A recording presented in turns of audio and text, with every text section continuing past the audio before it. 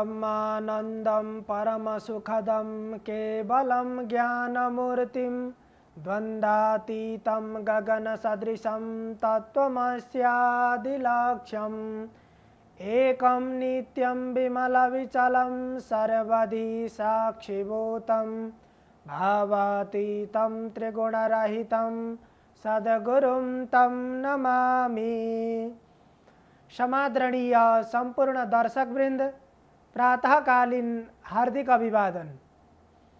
Image channel को शुभ बिहानी कार्यक्रम मार्फत हामी समुपस्थित भएका छौं र यस कार्यक्रममा विभिन्न शास्त्रीय विषयहरूको चर्चा परिचर्चा गर्दै आइरहेका छौं। हामीले जीवनमा धेरै मेहनत गरेर धेरै संघर्ष गरेर धन सम्पत्ति आर्जन गर्छौं र त्यसरी मेहनतका साथ आर्जन गरेको सम्पत्तिलाई हामीले सही तरिकाले प्रयोग गर्न जानेनौं भने त्यो धन नाश भएर जान्छ र हामीले प्राप्त गरेको धन सम्पत्ति किन नाश हुन्छ त?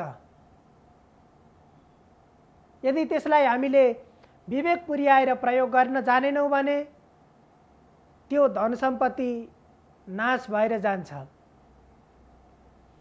मानव जीवनलाई सार्थक बनाउनको लागि चारवटा पुरुषार्थहरू हाम्रा शास्त्रहरूमा चर्चा गरिएको छ र जीवनको प्रमुख उद्देश्य भनेको धर्म, अर्थ, काम, मोक्ष यी चार प्रकारका पुरुषार्थहरू प्राप्त गर्नु नै जीवनको लक्ष्य हो। त्यसो भएर हामीले आफ्नो जीवनको लक्ष्यलाई पूरा गर्नको लागि त्यही तरिकाका कर्महरू गर्नुपर्दछ र यी चार पुरुषार्थहरू मध्ये हामीले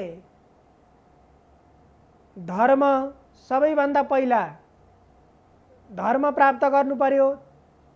त्यसपछि धर्मको सँगसँगै अर्थ भनेको धन सम्पत्ति, त्यसको सँगसँगै काम, विभिन्न चाहनाहरू हाम्रो मनमा उब्जिएका हुन्छन्, विभिन्न इच्छाहरू हाम्रो मनमा उब्जिएका हुन्छन् र ती जीवनमा ती इच्छाहरूलाई हामीले पूरा गर्न पाएनौं भने जीवनबाट हामीले सन्तुष्टि नपाएको अनुभूति गर्छौं। त्यसो भएर ती हाम्रा चाहनाहरू पनि पूरा गर्दै जानुपर्छ र चौथोमा रहेको छ मोक्ष। त्यसरी धर्म, अर्थ, काम र मोक्ष प्राप्त गरेर यी चारवटै पुरुषार्थ प्राप्त गर्यौं भने हाम्रो जीवन सार्थक बन्छ र हामीले कर्म गर्दै जाँदा विभिन्न परिश्रम गरेर आफ्नो जीवनलाई सहज र सरल बनाउन त आखिर सबै मानिसले चाहेको हुन्छ र जीवनलाई सहज बनाउने क्रममा हामीले विभिन्न तरिकाद्वारा कर्म गरेर मेहनत गरेर धेरै सङ्घर्षहरू गरेर धन सम्पत्तिको आर्जन गर्छौं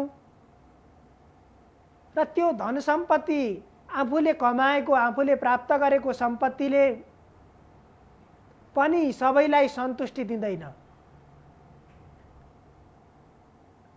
कति बेला यो धन सम्पत्तिले सन्तुष्टि दिँदैन भने जब आफूले कमाएको सम्पत्तिलाई हामीले सही तरिकाले प्रयोग गर्न जान्दैनौं। त्यसरी प्रयोग गरेनौं भने जतिसुकै सम्पत्ति कमाए पनि प्राप्त गरे पनि त्यो आफ्नो जीवनको लागि हुँदैन र त्यसरी कमाएको सम्पत्तिको कुनै अर्थ पनि रहँदैन। त्यसो भएर सम्पत्ति धन सम्पत्तिका तीनवटा गतिहरू हुन्छन्। दानं भोगो नाशः, तीसरो गतयो भवन्ति वित्तस्य, यो न ददाति न भुङ्क्ते तस्य तृतीया गतिर्भवेत्। हामीले आर्जन गरेका सम्पत्तिका दान, भोग र नाश तीनवटा गतिहरू, तीनवटा अवस्थाहरू हुन्छन्। हामीले सम्पत्ति आर्जन गर्छौं र त्यो आर्जन गरेको सम्पत्ति आफ्नो हितको लागि, आफ्नो आवश्यकता अनुसार प्रयोग गर्छौं र आफ्नो आवश्यकता पूर्ति गर्नु मात्रै मानव जीवनको अर्थ होइन, तसर्थ अरूको उपकारको निम्ति दान गर्छौं, अरूको निम्ति दिन्छौं र कमाएको सम्पत्ति दान गरेर त्यो सम्पत्तिको प्रयोग गर्न सकिन्छ, त्यो सम्पत्तिको सदुपयोग गर्न सकिन्छ। एक नम्बरमा अरूलाई दान दिएर, अरूको उपकार गरेर जो जससँग त्यो धन सम्पत्तिको अभाव छ, जसलाई दिँदाखेरि उसको अन्तर्हृदयमा रहेका परमात्मा पनि प्रसन्न हुनुहुन्छ र जसको दिल प्रसन्न हुन्छ त्यस्ता सत्पात्रलाई मात्र दान दिनुपर्छ र त्यसरी अरूलाई दिएर सम्पत्तिको प्रयोग गर्न सकिन्छ। दोस्रोमा भोग र आफूले कमाएको सम्पत्ति आफूले उपभोग गरेर सकिन्छ। आफ्नो मनले चाहे अनुसार भोजनको व्यवस्था गरेर खाने, आफूले इच्छाए अनुसारको वस्त्र अलङ्कार इत्यादिहरू पहिरने, धारण गर्ने र त्यसरी आफूले कमाएको सम्पत्तिलाई प्रयोग गर्नुपर्दछ। 3 नम्बरमा नाश। यदि हामीले यो न ददाति न भुङ्क्ते, धन सम्पत्ति प्रशस्त कमाएको छ तर त्यो त्यसरी कमाएको सम्पत्ति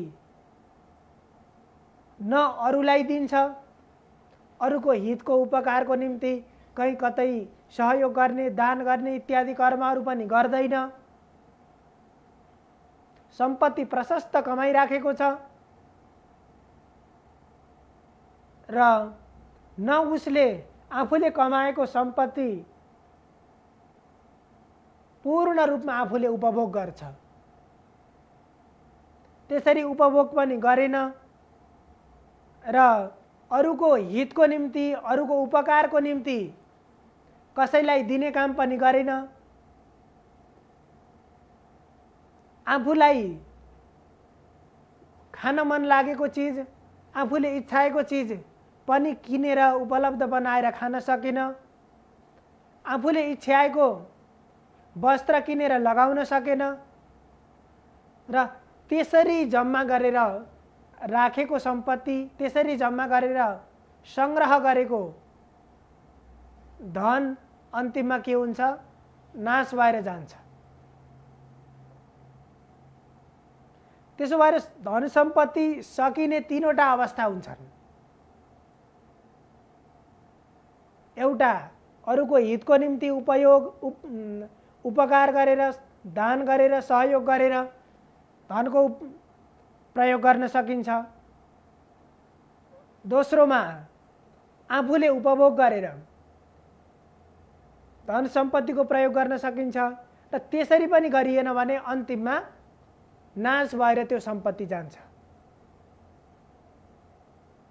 त्यसो भएर अर्थोपार्जन गर्दाखेरि अर्थात् धन आर्जन गरिसकेपछि आफ्नो जीवनको लागि आवश्यकता अनुसार धनको प्रयोग गर्ने र आवश्यकताभन्दा बढी रहेको, अधिक भएको सम्पत्ति अरूको हित र उपकारको निम्ति प्रयोग गर्नुपर्दछ। त्यसो गर्यौं भने आफूले आर्जन गरेको सम्पत्तिको सदुपयोग हुन्छ। सर्वे भवन्तु सुखिनः, सर्वे सन्तु निरामया, सर्वे भद्राणि पश्यन्तु, मा कश्चित् दुःखभाग् भवेत्। हजुरहरूको दिन शुभ होस्। धन्यवाद।